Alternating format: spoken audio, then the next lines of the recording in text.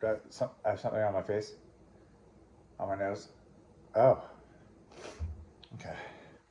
Hey, this is Jesse Seipel coming back at you with a reflection. I've been thinking today about something that we call karma.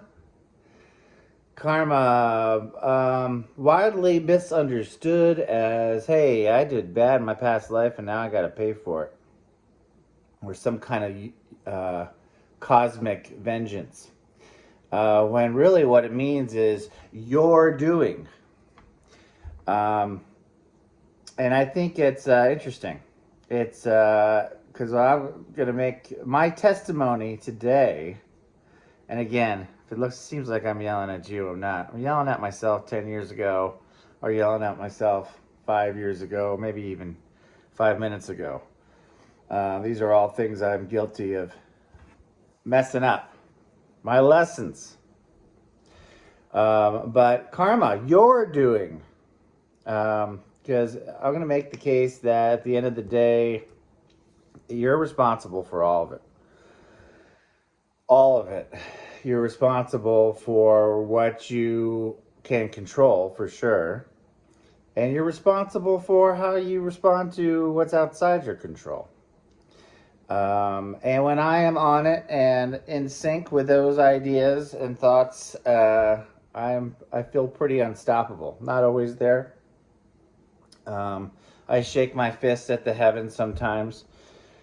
But hey, we're not perfect. But I think it's worth practicing. One, specifically what you can control and focus on that. And also, I think by focusing on what you can control and getting more familiar with your inherent capabilities, reflecting on those, you'll start noticing you got more levers and buttons you can push and pull than you think you do. So clean up your house on the things that you can control. Clean it up. I'm not yelling at you. I'm yelling at myself.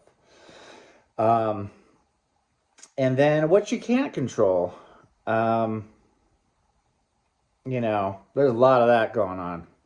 A lot of anger towards things out there we can't control.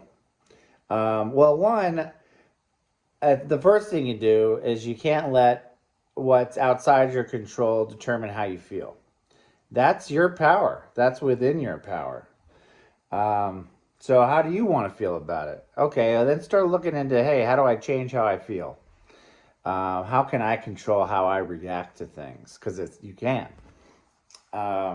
Maybe it's just being in tune with your own principles.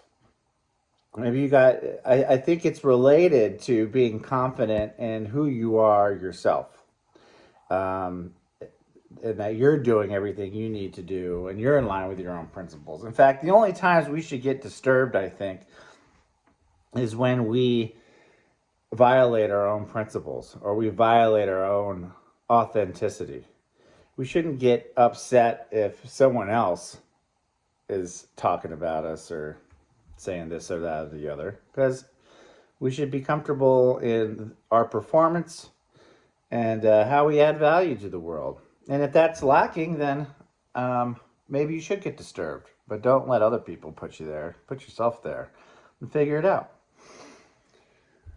So I think what you can't control, do better at how you react to what you can't control, because you can control that. So that's my first thing. But I think, too, when we respond strongly to things outside our control, hey, maybe it's time to be the change you want to see. That whole Gandhi quote. If there's things that upset you or whatnot in the world outside your control, then do something about it.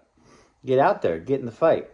As what was it? Wyatt Earp said to Ike in Tombstone, either get in the fight or get out of the way.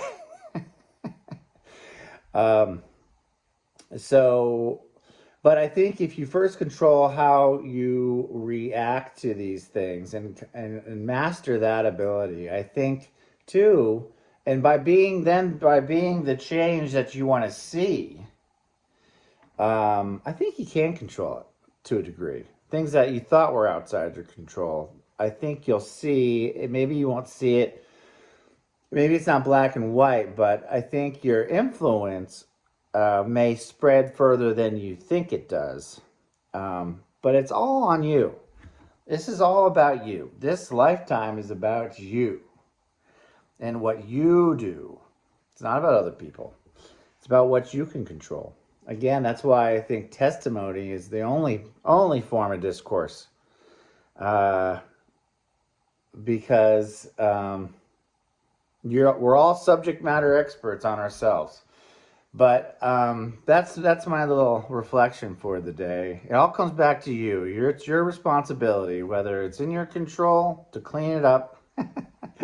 If it's outside your control, how do you can control how you react to those things. So focus on that. But also, even if it appears outside your control and you clean up your house and you can master how you react to things, then I think you have more influence on what seemingly is out of your control than you think you do. And I think I have faith in that influence has reach, whether you think it does or not, just by leading by example. People see you. People want to be you. Hey, where does that confidence come from? Why is that person such a good dude? Well, it's probably because that person is reflective, controls cleans up what's in their control, doesn't react poorly as the things outside his control, as stoic about his reactions. And 3, by his behavior, is setting a good example for others who want to emulate. So that's my reflection today. I hope it was helpful. And if not, I'm sorry. Unsubscribe. All right, see ya.